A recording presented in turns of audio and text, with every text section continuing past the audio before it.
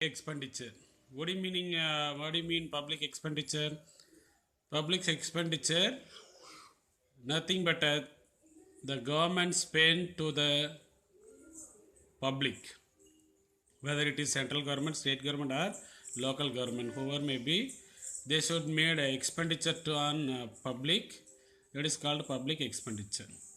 Definition for public expenditure: it can be defined as the expenditure incurred by public authorities like central, state, local government to satisfy the collective social wants of the people.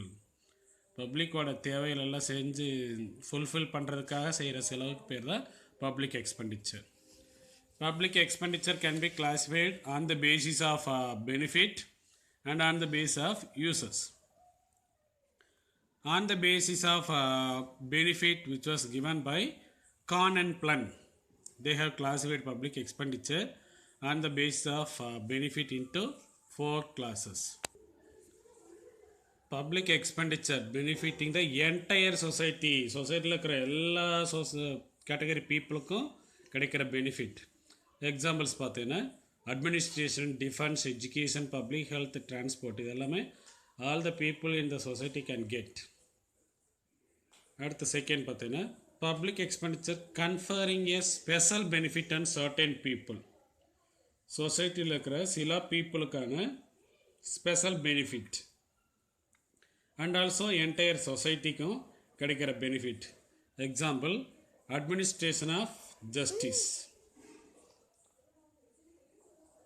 And public expenditure directly benefiting particular group. ஒரு சில particular group பீப்புளுக்கு மட்டும் கிடைக்கிற indirect benefit, அதுக்கான செலவு. Example social security, public welfare, pension, unemployment relief, extra. இது எல்லாமே அவங்களுக்கு வேலை இல்லைன்றதுக்காக கவர்மெண்ட்டு அவங்கள ப்ரொடெக்ட் பண்ணணும் இல்லையா, அதுக்காக அவங்களுக்கு செஞ்சு கொடுக்குற expenditure. Then public expenditure conferring is special benefit of some individuals. Example subsidy granted to particular industry. ஒரு சில இண்டிவிஜுவல்ஸ்க்கு மட்டும் கிடைக்கிற மாதிரி அவங்களுக்கு சலுகைகள், மானியம் கொடுக்கறது. இப்போ ஃபார்மர்ஸ்க்கு வந்து ஃபர்டிலைசர் மானியம், ஒரு சில இண்டஸ்ட்ரீஸ்க்கு வந்து டேக்ஸ் கட்ட வேண்டியதில்லை, டிரான்ஸ்போர்ட் ஃபெசிலிட்டி செஞ்சு கொடுப்பாங்க, ரேட் ஆஃப் இன்ட்ரெஸ்ட்டில் சப்சிடி கொடுப்பாங்க. இந்த மாதிரி சப்சிடிஸ் அதனாலே கவர்மெண்ட்டுக்கு என்ன ஆகுது, செலவாகுது. இதெல்லாமே on the basis of benefit. அடுத்து on the basis of function. இது யார் கிளாஸிஃபை பண்ணியிருக்காங்கன்னா Adam Smith classified the public expenditure on the basis of functions of government. என்னென்ன functions? First, protective functions. This group include public expenditure incurred on the society to the citizens to protect from external invasion and internal disorder. Example defense, police, court, etc. அந்த modern government ஃபங்க்ஷன்ஸ்லேயே பார்த்துருந்தோம் இல்லையா, அதுதான். Then second commercial functions. Commercial function பார்த்தீங்கன்னா trade and commerce இருக்கு இல்லையா, அது டெவலப்மெண்ட்டுக்காக செய்கிற செலவு. Example transport, telecommunication, development expenditures. அடுத்து டெவலப்மெண்ட் ஃபங்க்ஷன்ஸ். இந்த டெவலப்மெண்ட் ஃபங்க்ஷன் குரூப்பில் பார்த்தீங்கன்னா கவர்மெண்ட் எதுக்கெல்லாம் செலவு செய்யணும்னா infrastructure and industrial development. Then only the economy entirely will develop. These are the functions. On the basis of functions, government expenditure may classified according to Adam Smith. Then what are the causes increase in the government expenditure? என்ன ரீசன்னால government expenditure increase ஆகுது? Already we discussed that modern state is a welfare state. By welfare state, the government has to perform number of functions like social, economic, political, and these activities are the cause for increasing public expenditure.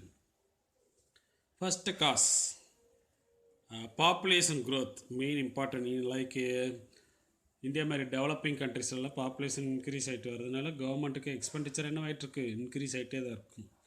Touring the past 67 years of planning, the population of India has increased from 36.1 crore in the year 1951 But in the 2011 census, the population increased 121 crores. In 2021 census படி பார்த்தேன், our imagination 135 around crore population may increase. So இப்படி daily population year by year census by census increase ஆகிட்டே இருக்கும்போது அவங்களுக்கான investment என்ன increase ஆகிட்டே இருக்கும். எதுலன்னு பார்த்தோன்னா education, law and order etcetera. Young population இந்தியாவில் அதிகமாக இருக்குன்னு சொல்லிட்டு கேள்விப்பட்டிருப்பீங்க. For young population the government has to give service, training, education. அப்புறம் ஏஜ் பாப்புலேஷன் பார்த்தீங்கன்னா அவங்களுக்கு ட்ரான்ஸ்ஃபர் பேமெண்ட் இதெல்லாம் கொடுக்க வேண்டியிருக்கும். சோசியல் செக்யூரிட்டி, ஹெல்த் ஃபெசிலிட்டிஸ் எல்லாம் ஓல்டேஜ் பீப்புளுக்கு வந்து கான்சென்ட்ரேட் பண்ண வேண்டியிருக்கும். This is what the population growth also increase the government expenditure. Second, defence expenditure most important thing. Recently France கிட்டேருந்து கூட ஏரோப்ளைன்ஸ் வாங்கியிருந்தோம். எதுக்குன்னா இந்த டிஃபென்ஸ் ரிலேட்டடான. There has been enormous increase in defense expenditure in India during planning period. 1991 பார்த்தீங்கன்னா 10,874 crores, but it was increased at 2018-19 பார்த்தீங்கன்னா 2,95,511 crores. So the defense expenditure has been increasing tremendously. Tremendousனா ரொம்ப ஃபாஸ்ட்டாக, very speed, due to modernization of defense equipment. இந்தியாவுக்கு இந்த defence expenditure இன்னும் increase பண்ண தான் வேண்டியிருக்கு. ஏன்னா சைனா, பாகிஸ்தான்லாம் பார்த்தோன்னா இன்னும் மாடர்ன் வெப்பன்ஸ் எல்லாம் வச்சு யூஸ் பண்ணிவிட்டு ரெடியாக இருக்கிறாங்க. அண்ட் கவர்மெண்ட் சப்சிடிஸ், சலுகைகள் கொடுக்குறது. Government of India has been providing subsidies on a number of items. எது எதுலன்னு பார்த்தீங்கன்னா food, fertiliser, interest and priority sector lending, exports, education etcetera. இதிலெல்லாம் கவர்மெண்ட் சப்சிடிஸ் ப்ரொவைட் பண்ணிகிட்ருக்காங்க. Because of massive amount of subsidies the public expenditure has also increase manifold, number of times. Manifold means number of times. பார்த்தீங்கன்னா 1991 9,581 crores இருந்தது. 1819 2,29,715.67 crores increase ஆயிருக்கு. இதில் corporate sectors also getting subsidies, incentives around 5 lakh crores. This is the reason why government subsidy will lead to more expenditure.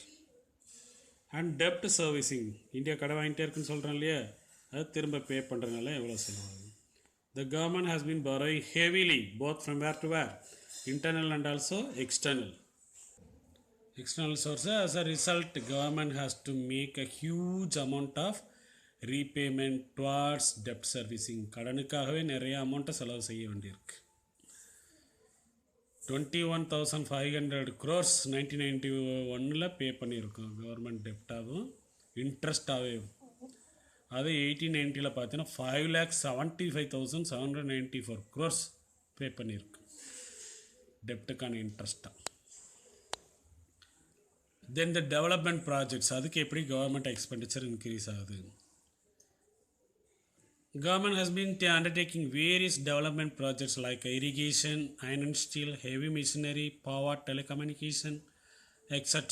இதிலெல்லாம் government நிறைய பல்காக invest பண்ண வேண்டியிருக்கும், அதெல்லாம் வாங்க வேண்டியிருக்கும். பிரிட்ஜஸ், டேம்ஸ், ரோட்ஸ், அது மாதிரிலாம் பண்ணும்போது. So the development projects involve huge investment. 1000 crores அந்த மாதிரி ப்ராஜெக்ட்ஸை போயிட்டுருக்கு. அப்படிலாம் பண்ணாத டெவலப்மெண்ட் இருக்குது எக்கானமி. அடுத்து urbanisation. there has been an increase in the urbanization. 50-51 பார்த்தேன் just 70% of population was urbanized. Now 43% of people were in urban side. 54 cities India ஃபுல்லாக பார்த்தீங்கன்னா 1 million பாப்புலேஷனுக்கு அதிகமாகவும் இருக்கிறாங்க. சென்னை, மும்பை, ஹைதராபாத், பெங்களூர் மாதிரி, புனே மாதிரிலாம் சிட்டிஸ்லாம் பார்த்தீங்கன்னா 1 million பாப்புலேஷனுக்கு மேலே இருக்கிறாங்க. The increase in urbanization require heavy expenditure on law and order, education, civic communities. அப்படி பாப்புலேஷன் ஒரு சிட்டியில் இன்க்ரீஸ் ஆகிட்டு வரும்போது அவங்களுக்கு தேவையான அந்த லா அண்ட் ஆர்டர், சென்னையிலலாம் பார்த்தோன்னா 3வது கண்ணுன்னு சொல்லிட்டு அந்த கேமரா எல்லா இடத்துல வச்சுருக்குறாங்க இல்லையா, இந்த மாதிரி அவங்களுக்கான எஜுகேஷன், அப்புறம் சொசைட்டி அந்த பீப்புளுக்கான சானிடேஷன், வாட்டர், இதெல்லாம் செஞ்சு கொடுக்க வேண்டியிருக்கும். Then industrialization, setting up of a basic and heavy industries involve a huge capital and long gestation period. நிறைய பேக்வேர்டு ஏரியாலலாம் இண்டஸ்ட்ரி ஸ்டார்ட் பண்ணால் அந்த ஏரியாவை டெவலப் ஆகிறதுனால இண்டஸ்ட்ரி ஸ்டார்ட் பண்ணுறது. This is also the government which start such industries in plant economy. Underdeveloped countries need a strong infrastructure like transport, communication, power, fuel, etc. அப்படி இந்த இப்போ large scale industries எல்லாம் start பண்ணும்போது பார்த்தோன்னா production வர்றதுக்கு என்ன ஆகும், லேட் ஆகும். அதான் கெஸ்டேஷன் பீரியட் ஆல்சோ லாங் அப்படின்னு சொல்லியிருக்கோம். இந்த பிளான்ட் எக்கானமியில் பார்த்தோன்னா இந்த மாதிரி இண்டஸ்ட்ரீஸ் எல்லாம் ஸ்டார்ட் பண்ண வேண்டியது ரொம்ப important. Not only that, backward area இருக்கு இல்லையா, பேக்வேர்ட் கண்ட்ரிஸ் இருக்கு இல்லையா, அங்கேயும் பார்த்தீங்கன்னா மாதிரி டிரான்ஸ்போர்ட், டெலிகம்யூனிகேஷன், பவர், அந்த மாதிரி பேசிக் ஃபெசிலிட்டிஸ் எல்லாம் யார் செஞ்சு கொடுக்குறாங்க, செஞ்சு வச்சாதான் அங்கே டெவலப் ஆக முடியும். தென் increase in the grants in eight to state and union territories. Government வந்து இந்த யூனியன் டெரிட்டரிஸ்க்கும் அங்கே இருக்கிற ஸ்டேட்டுகளுக்கு என்ன செய்யணும், சப்சிடிஸ் கொடுக்கணும். ஒவ்வொரு அந்த ஃபினான்ஷியல் இயர்லேயுமே சப்சிடிஸ் எல்லாம் கொடுப்பாங்க. ஒரு பர்டிகுலர் அமௌண்ட் வந்து ஒவ்வொரு ஸ்டேட்டுக்கும் சென்ட்ரல் கவர்மெண்ட்டுக்கு கொடுப்பாங்க. அதுக்கான அமௌண்ட் என்ன ஆகுதுன்னா இன்க்ரீஸ் ஆகுது, கவர்மெண்ட் எக்ஸ்பெண்டிச்சர் வந்து இன்க்ரீஸ் ஆகுதுன்னு சொல்கிறாங்க. There has been a tremendous increase in grant in aid to state and union territories to meet a natural disaster. இப்போல்லாம் பார்த்தோன்னா நார்த் இந்தியாவில் இங்கே சவுத் இந்தியாவிலே ஆந்திரா, கர்நாடகாலெலாம் ஃபுல்லாக ஃப்ளட்டில் தான் இருக்குது. விஜயவாடா, ஹைதராபாத்லாம் பார்த்தீங்கன்னா அந்த மாதிரி ரெக்கார்டே இல்லை. அது இது மேலே வரை அந்தளவுக்கு மழை பெஞ்சதில்லை. அது அவ்வளோ ஹெவி ரெயின், destruction வந்து ஹெவியாக இருக்குது due to cyclone. So such disaster situation, to recover from the destruction, the central government has to spend more amount. So the expenditure also increase suddenly. They approach central government to get aid to restore the state and others.